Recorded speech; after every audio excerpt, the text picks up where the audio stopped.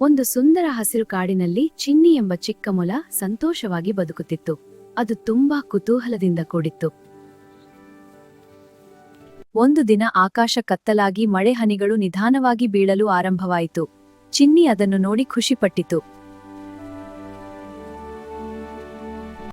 ಚಿನ್ನಿಗೆ ಮಳೆನಲ್ಲಿ ಜಾರಿ ಬೀಳಬಹುದು ಎಂದು ಜಾಗ್ರತೆ ಇರಬೇಕು ಎಂದು ಪ್ರೀತಿಯಿಂದ ಹೇಳಿತು. ಹೌದು ಅಮ್ಮ, ಒಳ್ಳೆಯ ಮಗು.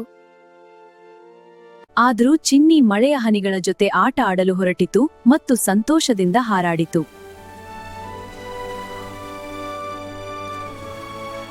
ಹಠಾತ್ ನೆನೆದ ನೆಲದಲ್ಲಿ ಚಿನ್ನಿ ಜಾರಿ ಬಿದ್ದು ಅಯ್ಯೋ ಎಂದು ಕೂಗಿತು.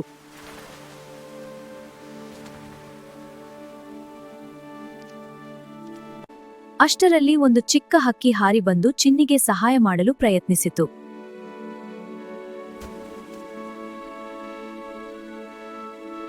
ಮಳೆ ಸಮಯದಲ್ಲಿ ಆಟ ಆಡಬಹುದು, ಆದರೆ ಜಾಗ್ರತೆ ಇರಬೇಕು.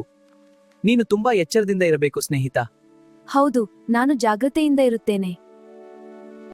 ನಾನು ಮನೆಗೆ ಹಿಂದಿರುಗುತ್ತಿದ್ದೇನೆ. ಚಿನ್ನಿ ನಿಧಾನವಾಗಿ ಮನೆಗೆ ಹಿಂದಿರುಗಿ ತನ್ನ ತಪ್ಪನ್ನು ಅರಿತುಕೊಂಡಿತು.